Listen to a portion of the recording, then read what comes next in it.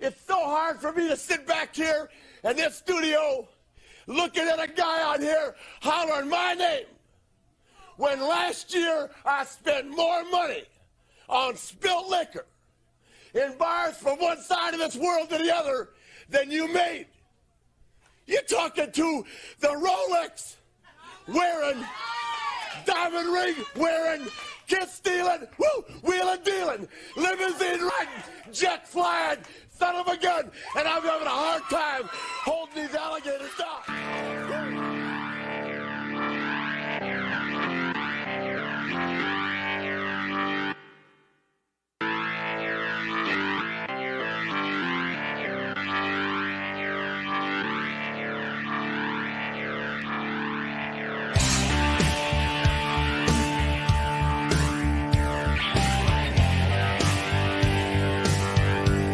And now, the two shitheads welcome you to Pro Wrestling Extreme Talk.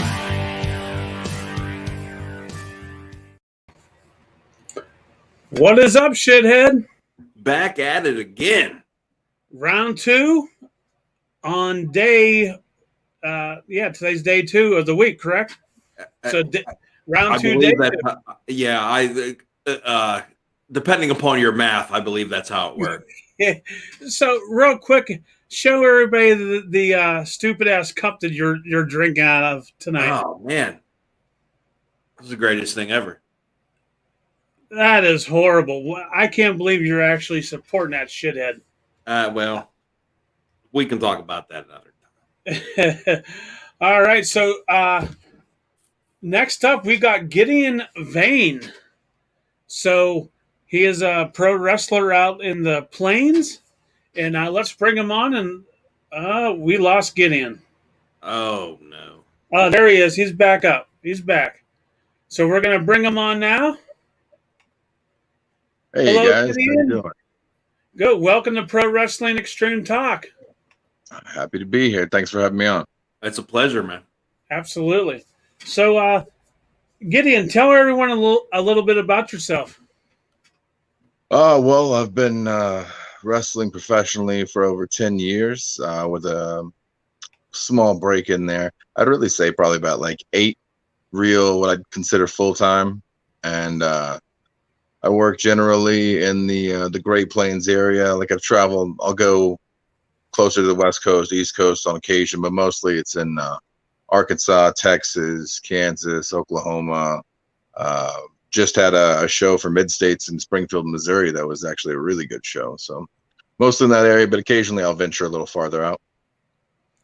Pretty cool. Yeah. Yeah, very cool. Is indie wrestling really big out there? Because I know around like the East Coast is big for indie. Is it really big out there?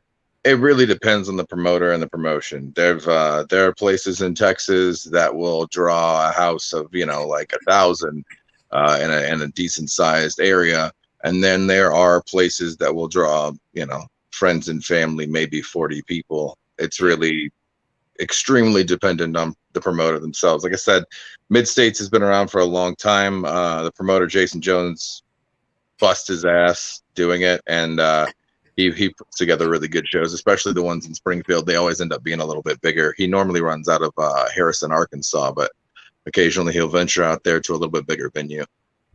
Okay. All right. So what was your earliest memory of professional wrestling?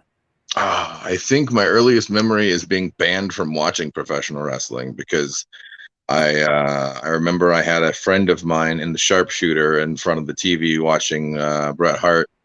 And so I was grounded from wrestling for like 2 weeks after that.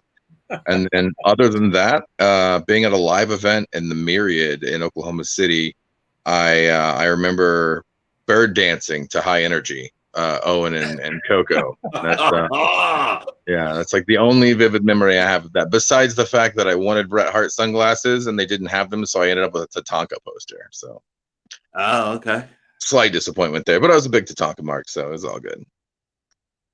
All right, cool. Who broke you in?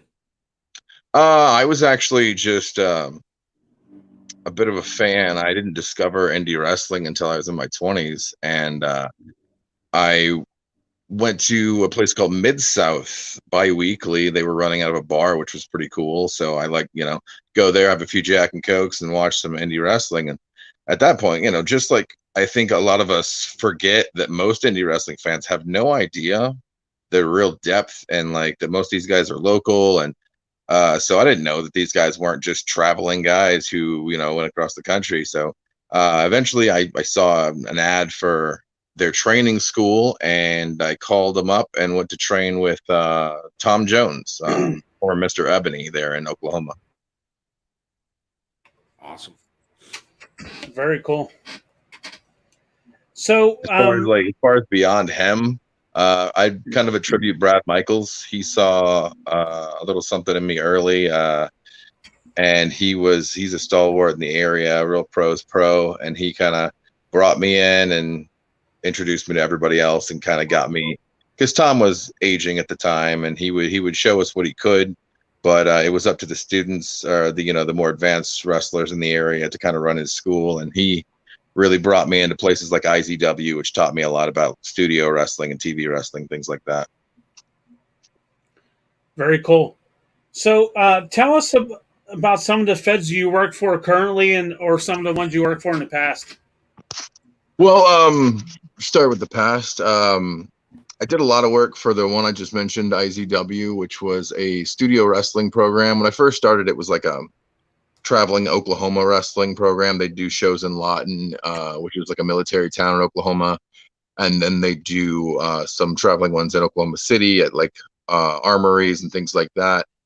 And then from there, they moved back to Lawton, and they did a weekly studio show where it was like basically just old school studio wrestling. We shot 2 hours every week, live streamed on the GFL. We did 4 or 5 different pay-per-views a year, where you would do like a 3-hour show, really just old school kind of textbook wrestling booking, and which was awesome because we all got to learn mic skills and how to work a hard cam and time calls and everything you need to be a real pro's pro. After that, I took a year off to kind of clear my head. I'd moved and just needed to get my life straight. And I went to, I started working with World Class, which was a touring brand run by a promoter named Jerry Bostic, who took kind of a local little Oklahoma fed where that was just running schools and benefit shows, and he turned it into quite a big touring brand, where we'd had sellouts in like big venues in Arkansas, and even one there at the Gas Monkey in Dallas, when he would, we'd have people like Jeff Jarrett, Sting, MVP, Chavo. I got to work a lot of big names through him, and gain a lot of experience through World Class. Since then, I've been, once that kind of closed its doors last year, I decided that, since they weren't running, I'd be a bit of a journeyman where I could, and just get out to as many places as possible. So I've been trying to hit any and everywhere in the Great Plains area. So how that promoter, how did he manage to use the name World Class? It's World Class Revolution Wrestling, which is just shorthand World Class. Technically, he could have used World Class Championship Wrestling. In fact, I encouraged him to, because I looked it up, and the copyright or the trademark had expired. WWE had not renewed it. And so I told him, I was like, you can buy this and just be World Class Championship Wrestling. But he was consulting with Eric Bischoff on a few things and a few other big names. And they were like, you can, but even if they try and fight you on it, it'll cost you money. Even just fighting it legally, just slightly change it. That way you don't have any real issue. Okay. So that's what they went with. All right.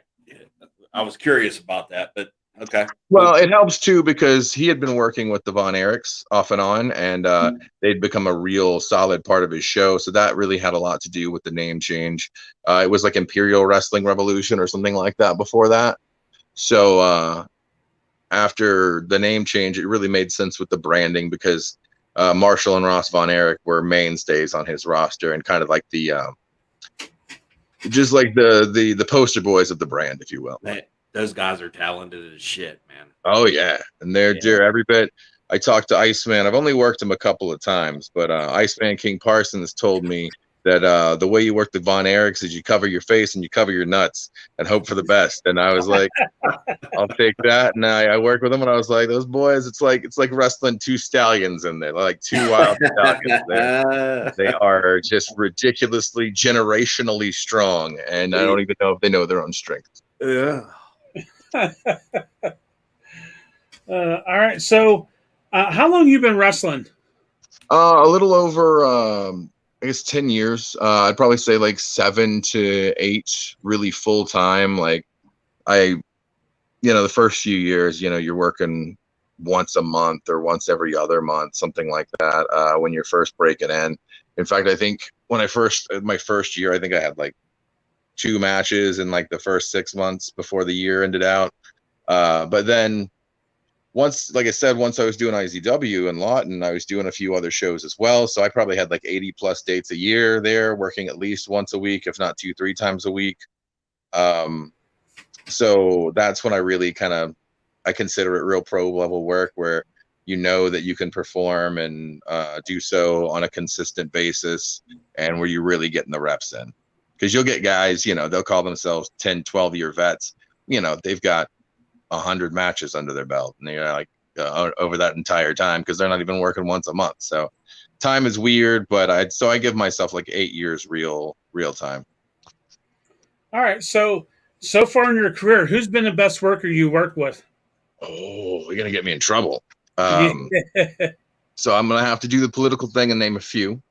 Right. I'll go with names first, because one of my good buddies who's done a lot for me is MVP. He and I were kind of married for a little bit there at World Class. I was the champion during the name change era, and he and I ended up working on a few of their big shows. And so for a handful of them, it was just me and him every time. I've got to do quite a bit of stuff with Lance Archer. Only got to work Jake Hager once, but he was very good. Obviously, I'll say one of the best that I've ever worked with, as far as names goes, is Jeff Jarrett. I only got to do a little spot with him, but in just talking about it and doing little different things on the fly, it was just inherent. You could feel that he was like next level professional, and that everything was exactly how it needed to be. And just in that little interaction, it was a learning experience.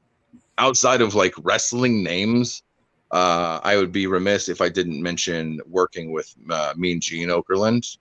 Obviously, we didn't have a match, but I was able to kind of be his liaison to World Class after working together the first time.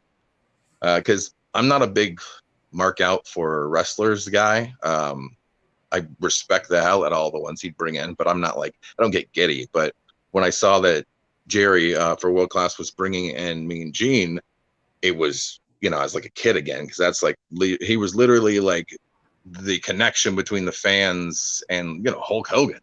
It was like the voice of wrestling. Right. And really, if you look at it, like, there's no bigger drop off between number 1 and number 2 than Mean Gene on a stick. Like, backstage interviewer, there's no number 2 anywhere near Mean Gene. Like, there's a Mount Rushmore, it's one guy, and it's ridiculous. Like, so getting to work with him was incredibly just rewarding, and he was such a loving person, and I genuinely miss him, because it was he's that kind of guy who you can't help but just feel good about everything when he's around.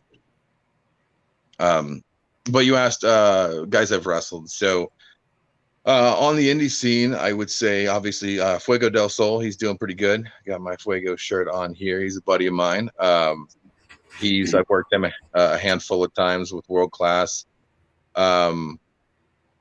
Chandler Hopkins is really good. He just debuted on Dynamite not too recently. I've only worked him a couple times, but been around him a lot. I got to work Cam Cole one time. He was very good. He just debuted, I think, on Elevation too. So lots of guys around here that are kind of finally starting to get a look from places. Okay. Very cool. All right. So Who would you who would you say we do something on here called hashtag shithead? Who would you say that was the biggest shithead that you ran into in ring, out of ring, in the locker room? Well, I think he'd be perfectly okay with this. Oh, I also, I'd be remiss. I just worked Moonshine Mantel for the second time. Are you guys familiar with him? He's done some work with MLW, and he's on the cusp too. I just worked him for the second time, and he's so good. So I just want to drop his name there too. Not as a shithead, but just as a good guy. But biggest shithead would probably be a guy by the name of Johnny Z. He is a proud shithead, and he is a world-renowned asshole, and wears it every day of his life, and I think he owns that fact. He had the best fed in Oklahoma for years, for the better part of a decade, if not longer, and had the ire of the entire state. I'm pretty sure it was like Lawton versus the world. But that guy, he also, much like people have kind of heat with Vince McMahon, they say he's kind of a dictator, or that he's, like he's not the nicest guy or something. He can be very genuine. He can be a very nice person. He's extremely generous, but on the outside, until you're in his inner circle, and even so, once you're still in his inner circle, he can be, just like I said, a world-class asshole. And he doesn't take shit off anybody. He's had verbal altercations with just every other promoter in the area, and the commission here in Oklahoma many, many times. He's but he was kind of a champion for the boys in that angle. We got a lot of things off because of him. So I personally like him, but I like a little bit of an asshole every now and then. So, past or present, who would you say your dream opponent would be? I don't know. Well, I would say Bret Hart. I was a huge Bret Hart mark. Like I mentioned earlier, I got got grounded from wrestling because I was putting my friend in a sharpshooter. He was also one when we worked WrestleCon. Like I was walking by trying to find Gene, and I just, you're going past all the different tables, and I was working, so I didn't get a chance to like really go around and shake hands or anything. And I walked past a table, and there's Bret Hart, a guy who I'd never met in person. And he's like my childhood hero, and it kind of made my heart skip a beat for a minute. And, he's the guy who can have the best match of anyone's career.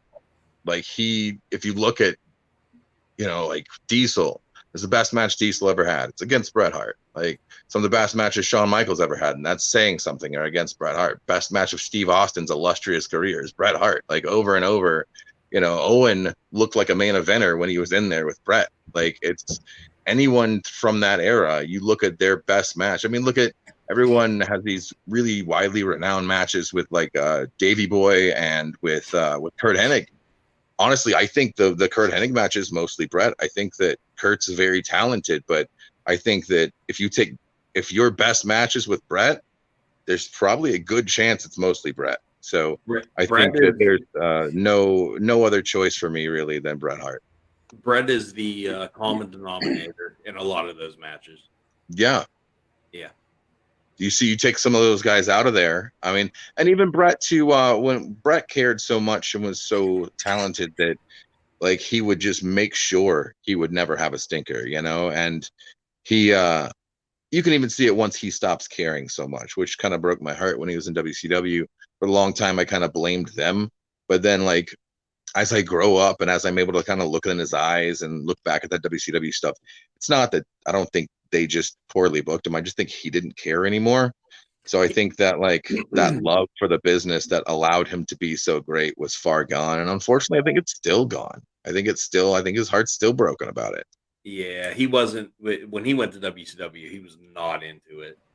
No. And you can hear stories. You can hear Bischoff or you can hear Bret's side.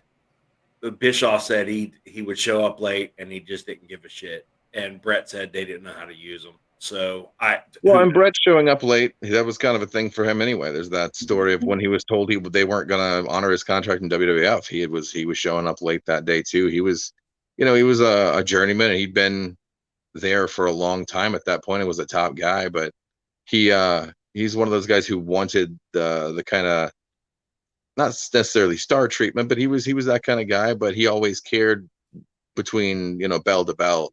But that quickly waned when he got to WCW, and just I don't know if it's he that just felt that they didn't care, so why should he, or if it was just that like in the documentary, that basically they took the hitman out there and shot him in the head whenever the screw job went down. So who knows? They had the hottest star in the business, and they made him a referee for an Eric Bischoff. Yeah, and a referee in a match where the original finish didn't look like a screw job finish, and so not only was his intro to the company not effective, it was extra ineffective because the previous screw job that the wrong he was supposed to be righting didn't even really go down. Well, I think Terry Bollea had something to do with that. There might be. Who knows?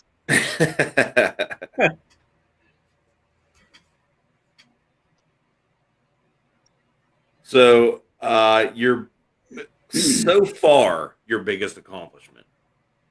So far, my biggest opponent. Accomplishment. Oh, biggest accomplishment. Main eventing shows with MVP. Being able to hang in the ring and be complimented by guys like Lance Archer, like John Morris, and things like that. And being honestly, one of my personal favorite things is I've always kind of considered myself one of the better talkers for a guy my size, because I'm 6.5 feet tall, about 250. So not a lot of guys my size have a lot of mic skill. So when I worked the first time with Gene was at an event called Oaklamania, and we just did an on-the-fly promo. He was, it was just like, hey, so what are you doing tonight? Okay, so we're talking about this guy, talking about that guy. All right, let's hit it. And we just did it back and forth, and it was killer, and we used it. And the next day we were at an event called Sold Out, an NWO themed event. And I was incredibly flattered when the previous night when we got there, Gene and I and Eric Bischoff and some of the boys from World Class were all drinking at the bar. And when Gene comes down from his room and says hi to Eric, he's like, I overhear him, like he's not saying this to me or around me or in front of me, like he's just a couple seats down.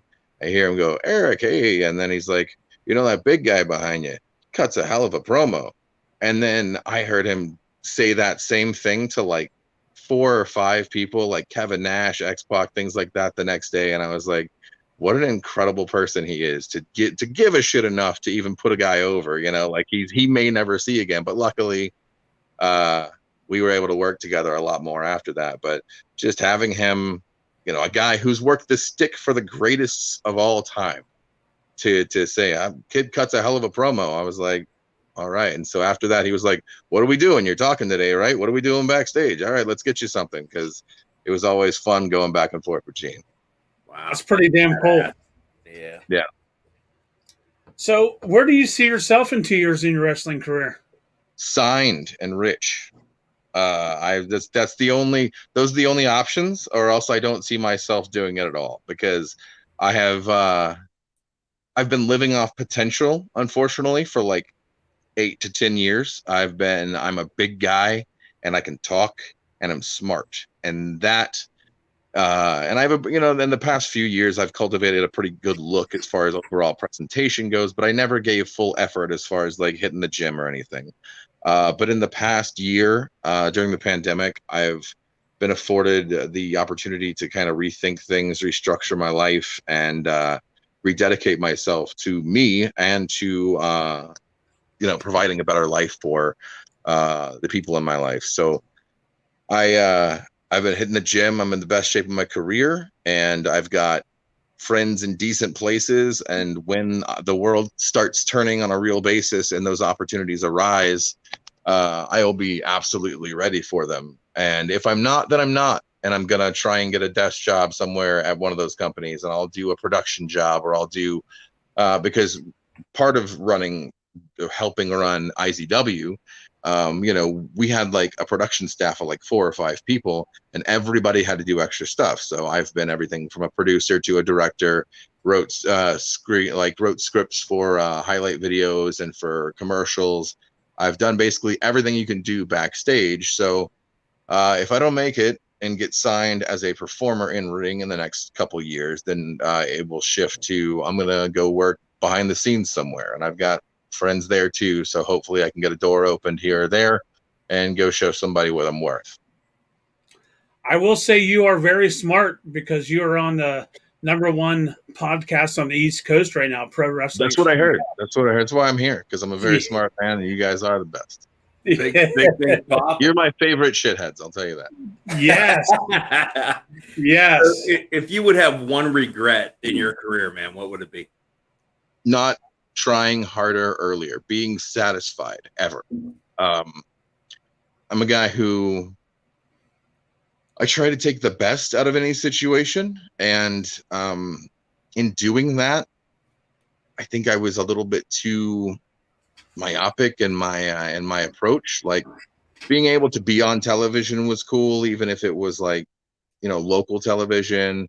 Being able to have that crowd response, it's like you kind of get addicted to it and you get comfortable with it. And comfort is a killer. And I figured out that doing the comfortable thing ended up with me being a miserable person, and I was like in the worst shape I've ever been. I had nothing on the horizon, and I recently was able to kind of find my drive again, find myself, and restructure things. So I would say being satisfied at any point, and not giving more to myself and putting more effort in early on, and traveling. Oh my God, traveling, because it wasn't until 2017, started with World Class, that I really started going in on loops to different places and realized that, yeah, okay, so the place you were gonna work in Chicago or whatever, it might not pay you what you're looking to make, but you can make 3 times that in the merchandise. And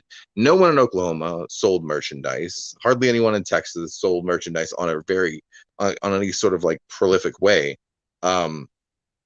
So I didn't really know about that. So once I started touring with World Class, I figured that out. And then in touring with those places, you get to work with more of the local guys and see that there's a lot more out there and a lot more opportunities if you travel and gain kind of a personal and professional notoriety with people. In fact, World Class did a promotion with Impact where it was like Against All Odds. What's the one that Hardy and Sting had that weird moment at? Is it Turning Point? I believe it was Turning Point. Yeah. Okay, so yeah, we did 2 cross promotional shows with them, one of which was Turning Point. Obviously not that one, but it was like 2018, 2019, something like that.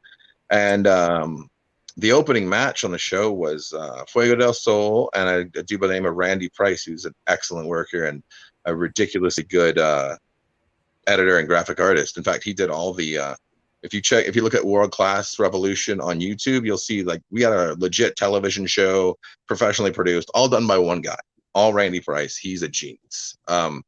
He and Fuego teamed up against the North, which were their tag team champions at the time, and one of the best in-ring tag teams probably the past decade. And Fuego asked afterwards, Ethan Page, he said, what do you got as far as like, can you give me any sort of tips, pointers, anything like that? And he said, get the fuck out of Oklahoma. Sorry, I hope we're allowed. I mean, it's called Shitheads. I'm assuming we're allowed to cuss. But no, you're good, bro. Like, get out of Oklahoma, travel, get away from this. And even like Oklahoma and Texas. Texas has better connections than Oklahoma. But he was just like, get out of this place because nobody looks here. No one's coming here to scout talent. All right. So, Gideon, the next segment we got coming up is called Off the Top. Okay. So I'm gonna do something a little different with this, just because I know it's gonna get underneath JJ's skin, and I'm gonna love every minute of it.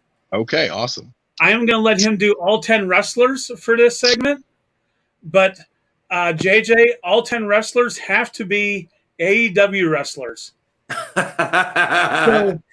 So Gideon, he's gonna name 10 wrestlers. Okay. First thing that comes to the top of your head about him, just shout it out.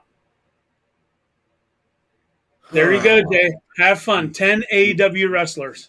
You threw me a curveball there. Is it now? Is this like a single word? Am I limited, or just my opinion? First thing I think of. You can say whatever you want. He's just, but we're just throwing it. It's off the top. First thing that comes to your mind. Okay, like those old YouTube videos. I like it. Hangman Adam Page. The star of the company. Like he's the guy the people want more than anyone. I think he's homegrown, and he's the guy that the fans relate the most specifically to that brand that they want to see. Matt Hardy.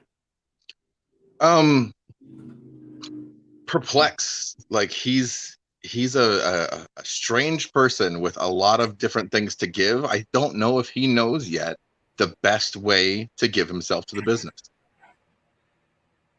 It's been a long time.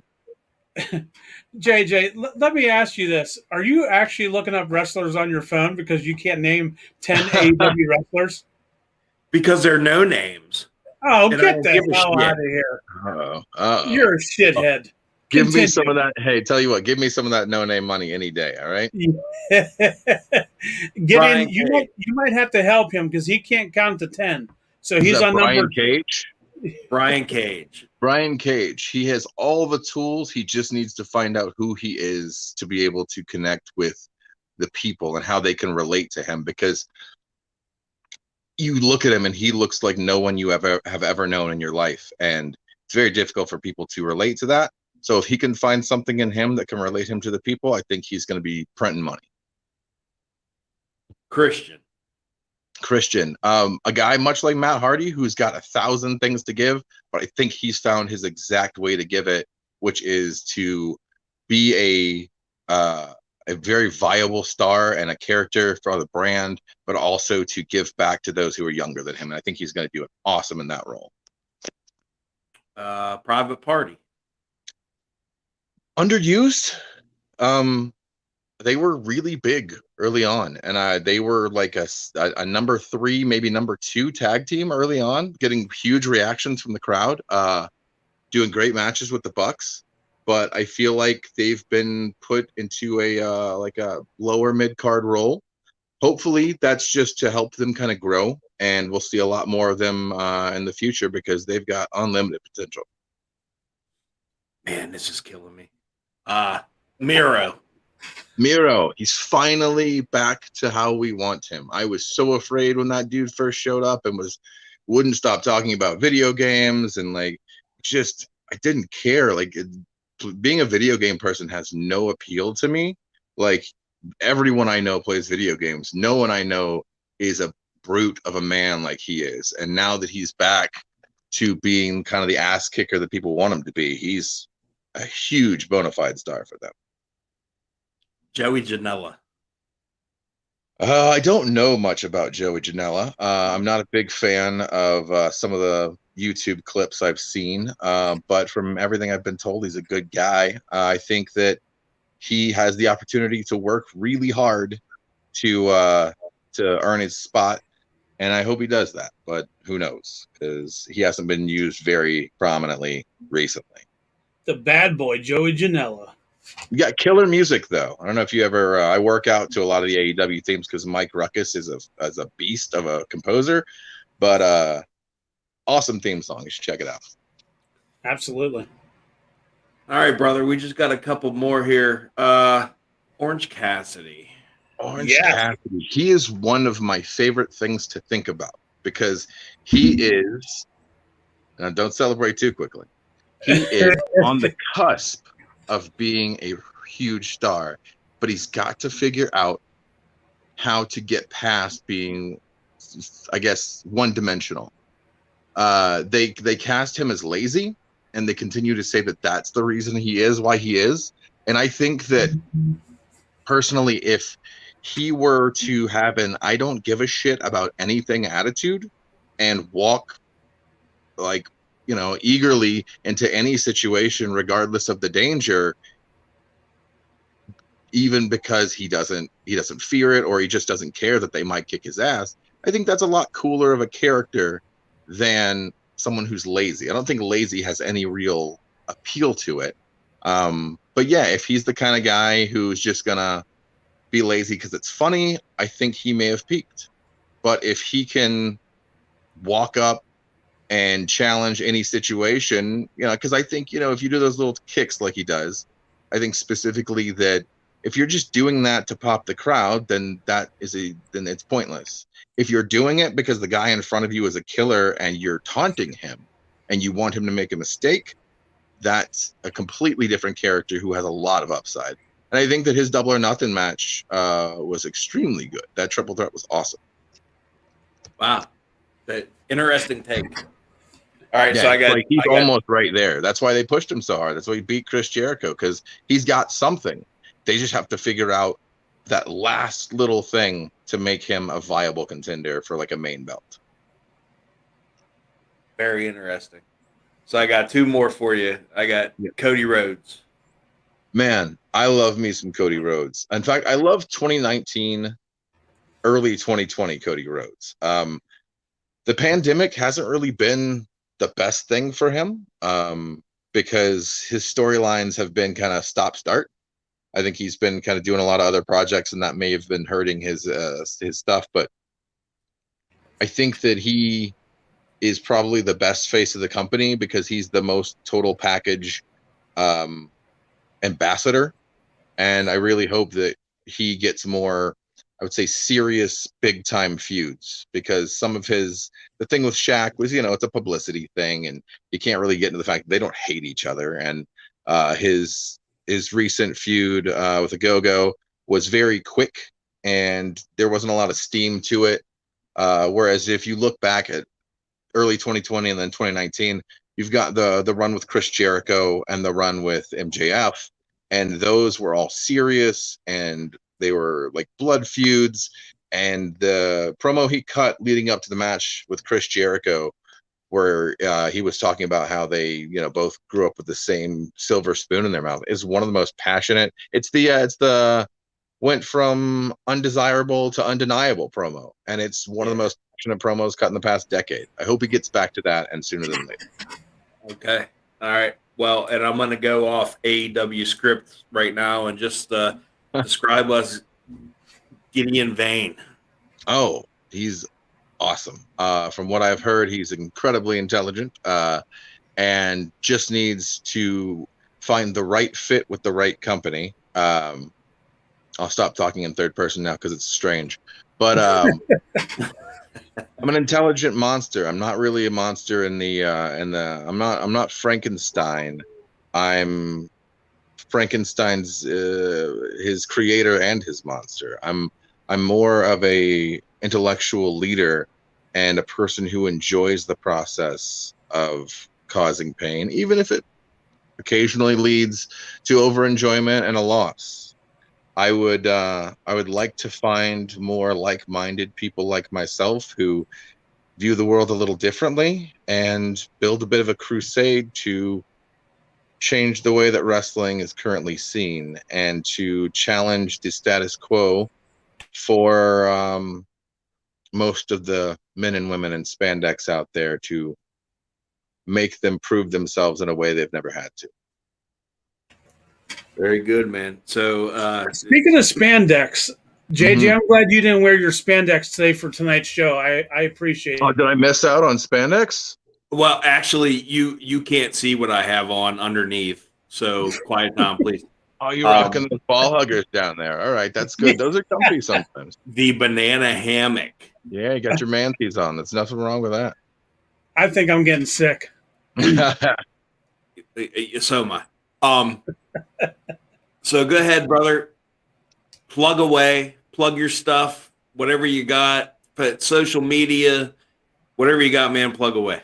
All right. Well, social media, obviously, Gideon Vane on Facebook, at Gideon Vane Twitter, Gideon_Vane on Instagram.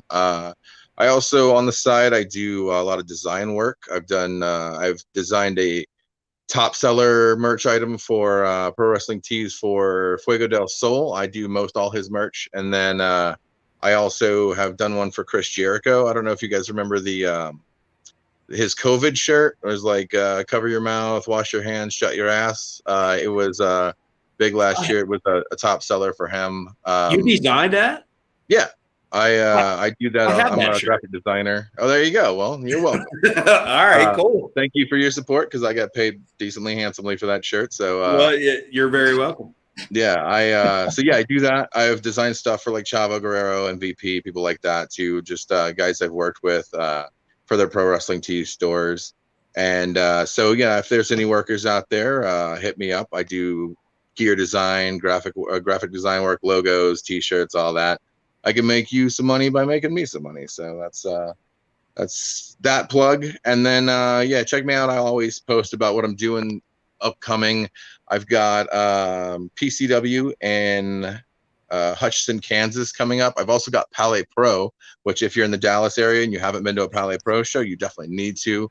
The promoter there is doing an awesome job of bringing guys from all over. He's got MLW talent. Chandler Hopkins is going to be there, as is Fuego del Sol. So he's got a couple of AEW guys on there. Mike Bennett from ROH is going to be on the show. So lots of great talent there. And I'm going to fight a guy who I've known for like 5 years and never been in the ring with, Malico, who is a talent who probably should have been signed already because his character work is ingenious and he's a really good worker. So look all those people up and all those feds. And then, yeah, follow me on socials and I'll get the information and all the pertinent shit out there so you can come see me in person. And prowrestlingtees.com/Gideon Vane because, light bills don't pay themselves. Absolutely. So other than pro wrestling tees, do you have any other merch? Yeah, I've got I carry a plethora of merchandise. I have these hand painted skull masks. I have t-shirts of my own, buttons, stickers, everything like that. You can get with me on socials and I'll mail them out to you. Obviously, I make a lot more money on those than on Pro Wrestling Tees, but I do have some designs on Pro Wrestling Tees that are exclusive there. So you can check out either one, check out both of them, and I'll make sure to get you something. And if you buy something directly from me, I'll make sure to throw in a little extra in there for you. Yeah, absolutely. We would love to have some stuff of yours and show it off on our shows. That's for sure. Absolutely. Hit me up after this, and I'll make sure to get you something. Awesome. Appreciate that. So, all right, Gideon. So before we let you go for tonight, how about cutting us a 30-second promo about being on Pro Wrestling Extreme Talk? All right. What's my motivation? Sorry.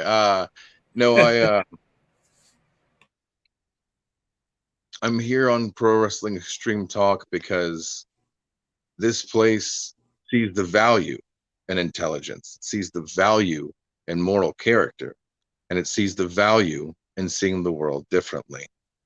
They brought me on because they knew that my words are powerful. And you can listen to my powerful words here and everywhere else you can follow me.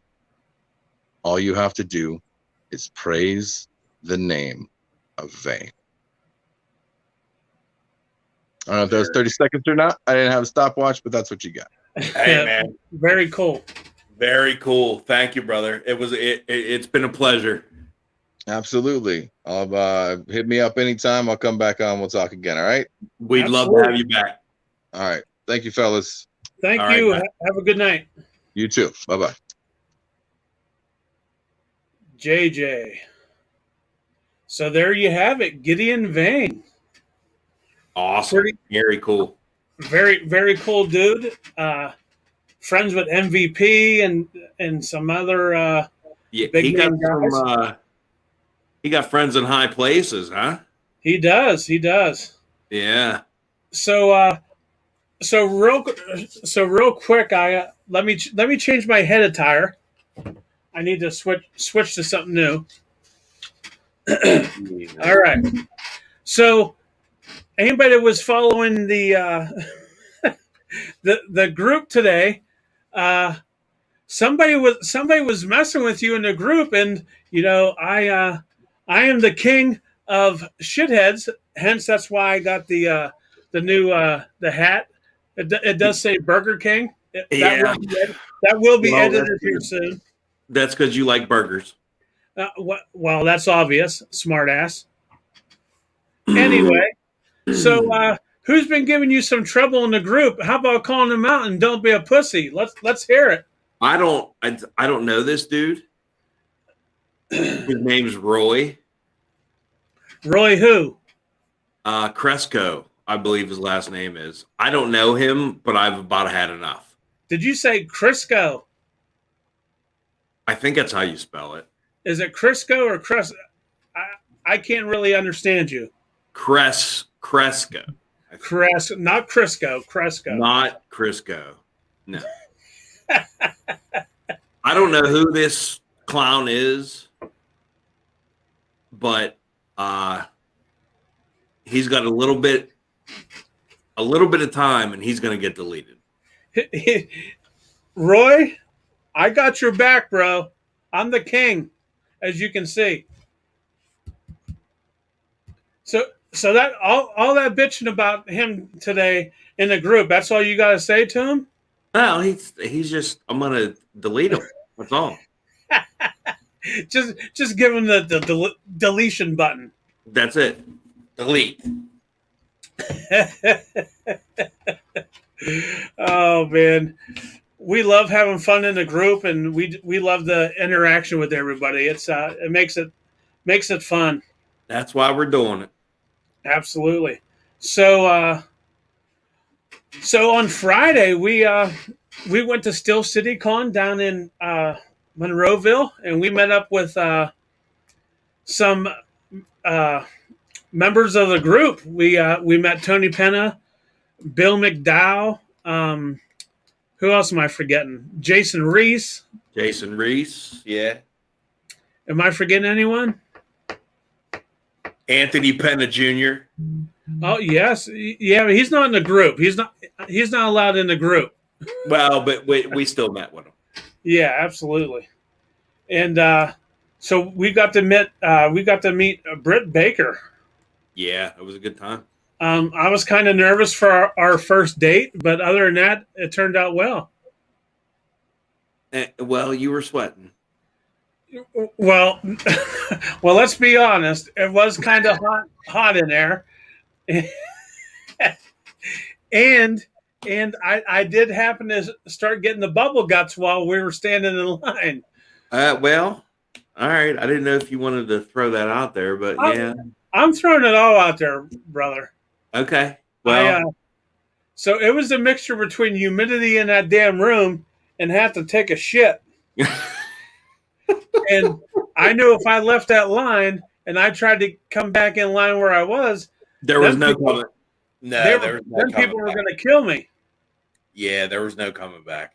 So I you powered through. I powered through, but not soon after Britt got a picture with Britt and she signed my poster, we headed straight to the restroom because there was no way in hell I was making it. Yeah, you blew the paint right off the wall. Yeah, they need to get all new plumbing in that damn place. Because actually, I don't think we're allowed back, quite frankly. They got your picture on a poster. Yes. So other than that, we're done for the week. We don't have any more interviews coming up. We don't.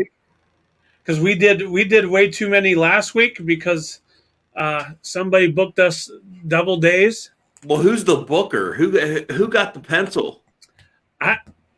Whoever it is behind the scenes, I'm not sure who it is. I'm gonna have to have words with this asshole. See, so and then coming up, this is this damn king hat's making my head itchy. Yeah, anyway. Take that off right now.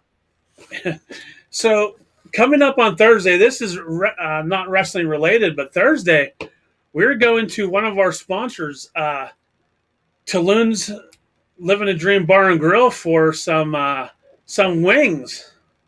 Yeah, we are. Good. Wing night at Tulun's, and I heard something about a hot nut challenge. I'm not sure about that. Not only. So hang on. So I was challenged by Tony Penna Jr. Um, to eat 18 kitchen sink wings. Now, Mhm. everybody that knows me knows I cannot do hot wings, and Mhm. these are pretty hot. But if I eat all 18, Tony Penna has to come live on Facebook and say Striker is the best. So I am going to do my best to eat all 18 wings.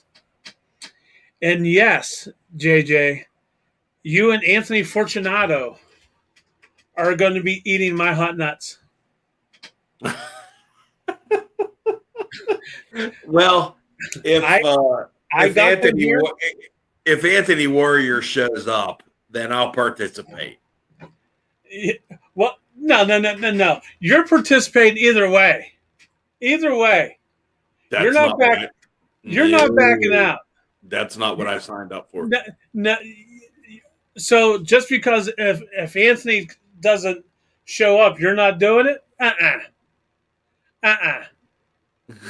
It doesn't work that way. That's exactly how it works. You're going to sit there and eat every single one of my hot nuts. Well, the My fact that you have more than two nuts is a little disturbing, but we'll talk about that later. Well, that's what happens when you get the COVID shot. You get more than two nuts. Yeah. Oh my goodness. So anyway, since you forgot to do the sponsors at the beginning of the show, Oh, I did. I guess Aren't you running this? Aren't you you're the Vince McMahon of this freaking deal? I don't understand what's going on. Do you ever? No. All right, so let's get these out of the way real quick. Whoops. Tulun's Living a Dream Bar and Grill, 90 Lule Street in Geistown. And I'm sure, Jay, you will be visiting our next sponsor for the weekend. What makes you say that? Well, because you like our CBD. That It is good. They got down there. And so, yeah, Habits Beer and Tobacco. Yeah. 960 Franklin Street, down by the hospitals. Best place to get all your habits. Well, hang on. My habits, I cannot get at Habits Beer and Tobacco. Well, they don't serve food there. Why is everything I got a food? You tell me. That's not a habit, bitch. Okay. Okay. Oh, and by the way, that wasn't 10 AEW wrestlers. I know you went to Ferndale. You couldn't count. No, I cut it off at 9 and then asked him about himself. Oh, so you was actually counting. I did. I wrote them down. I wanted you to think that you didn't count right. No, because I had a completely different list, and you threw me a curveball. I loved it. It was all right. Yeah, you did good, even though you was looking on your phone. I wasn't looking on my phone. I was writing them down on a goddamn pad. You threw me a curveball. Oh, I loved it. Gotta love curveballs. You love all kinds of balls.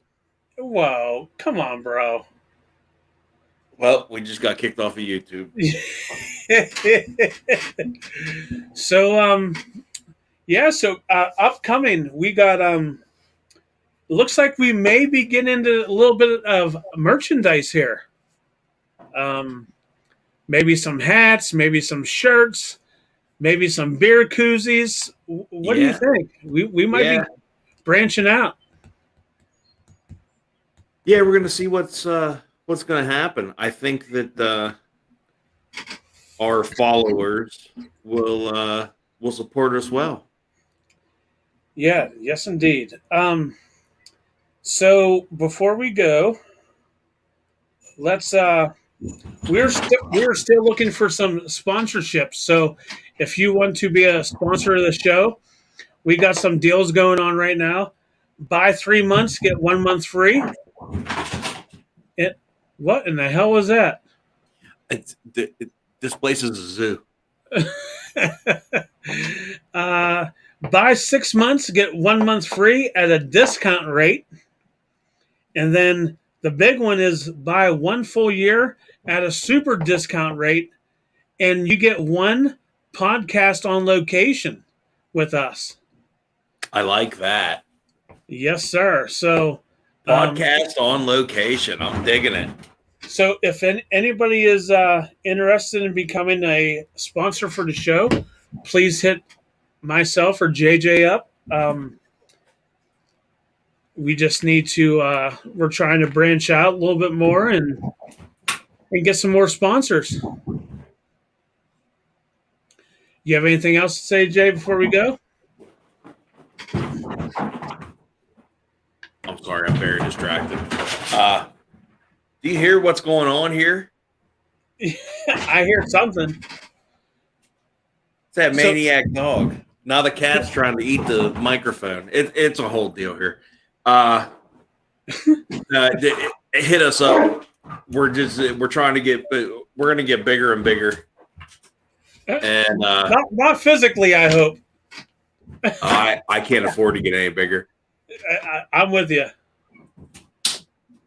We're trying to make our little venture grow, and any help anybody can throw out will be positive. And I'd love to do a live podcast from somewhere. That'd be great. Absolutely. So, and real quick, will we be going to Imagine Wrestling this weekend? I don't know if we talked about it yet or not, but it kind of came up on us pretty fast. It is this Saturday. It is this Saturday. Sure. I mean, I don't got anything to do. I mean, if you don't have anything to do, maybe we can put down the Cheetos and get off the recliner and couch and go out to see Imagine. We can, get out and blow the stink off of us. There's some big matches they got this weekend too. Yeah, man, I'm down. Big time Bill Collier.